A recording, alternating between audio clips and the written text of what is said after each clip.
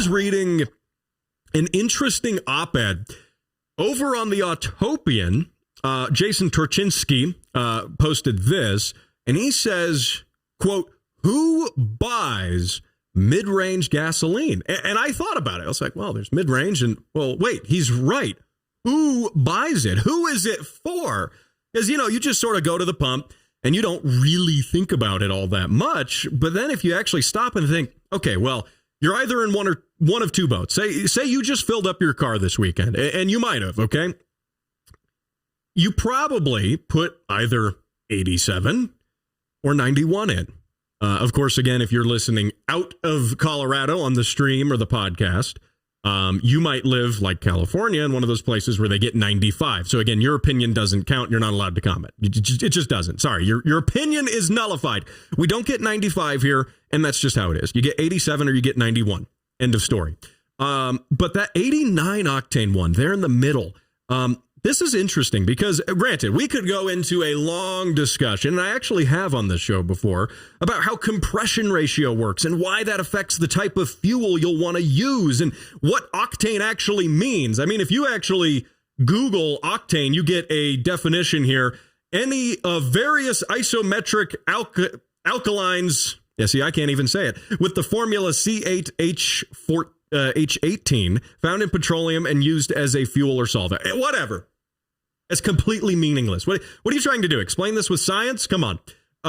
But we could go into that. Octane, just to get you up to speed, octane is the fuel's resistance to pre-detonation. Pre-detonation is when the fuel, the combustion part of it, occurs at the wrong time. If it occurs at the wrong time, say if your piston is at the bottom of its travel, and then you have combustion, the piston has nowhere to go. Well, it does. It goes outside of your engine and then all over the road with your rod bearings and all of that stuff. So you don't want that.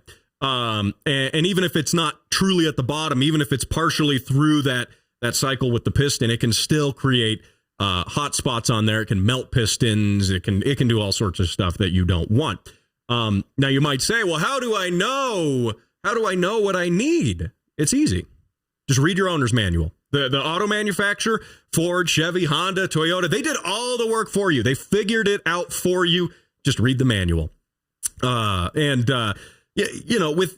With all of this being said, that brings me back to this, however, which is who actually does buy this mid-grade. Now, Jason over at the Autopian put together a really interesting graph that says share of gasoline sales by refiners, okay? And it has a graph here, and it shows premium versus mid-grade versus regular. Regular accounts for really darn close to 80%. The numbers only go back to 2021. You can see back to 1994 on the numbers. Regular was 70%. Mid-grade was that 70 to 80% margin. Well, it's so slim now. It's just a couple of percent difference. And then premium, that's going to be, well, about your 82% to 100% of that, of the shares of that. So, I mean, basically what I'm saying here is there is such a slim margin of people who use mid-grade. And it's interesting to me because, again, your car is probably going to run on either 87 or at least 91. And you did also, by the way, did you know this, that a lot of times when you go to a pump, there's no mid-grade tank there. The pump is just mixing a little bit of 91 and a little bit of 87, and that's your mid-grade. So interesting stuff there. If you do use mid-grade, comment on the Facebook, comment on the YouTube. Why do you do it? Is there a reason? Let me know. Check it out. And this ties back to the topic I opened the show with, which was octane. Who is buying mid-grade fuel? 89 octane. Who's doing it? And I thought about this because I get fuel typically at the Sam's Club just off of Woodman and I-25. It's really close to the radio station. That is my go-to. And you know what? I realized this.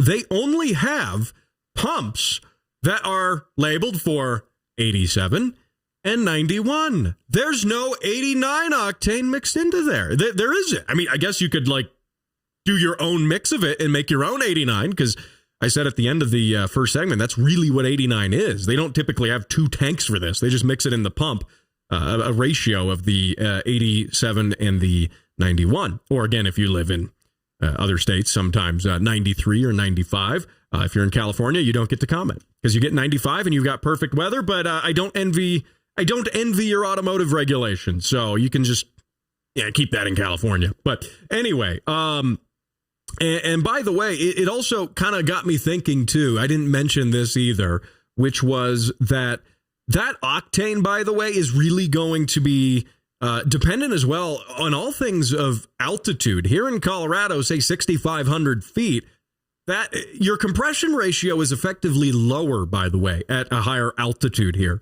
So because the air is less dense, so you have this less dense air being crammed into the combustion chamber, and then that's being compressed. It's effectively lowering your compression ratio when you think about it, which then would mean that at higher altitudes, you could, in theory, run lower octane fuel. Now, I haven't experimented with this terribly too much. My S2000, for example, which at least with the factory engine, which is not in there anymore, but with the factory engine, I think the manual called for 95 octane. I'd have to go dig it out of there and find it, but I think it really did. And that's because factory, that's like 11.1 to 1 compression. I think that's what it was on the F20C. Don't quote me on that exactly. But here at Colorado, we don't have 95. So I just run 91 in it and it was fine. It was always fine. It's not like I just didn't even have that as an option. So also, granted, with turbocharged cars, your mileage may vary. Both literally and figuratively, but your mileage may vary because when you're turbocharging a car, you're taking more air volume and cramming that into the combustion chamber. And that, again, is going to increase your risk for detonation. So you're going to need a higher octane fuel that is more resistant to that pre-detonation. So also, of course, if you turboed your car yourself, you probably don't want to follow the instructions in the owner's manual because those probably aren't relevant anymore. And also, if you turboed the car yourself, it's probably going to blow up either way. So I don't know. Just send it.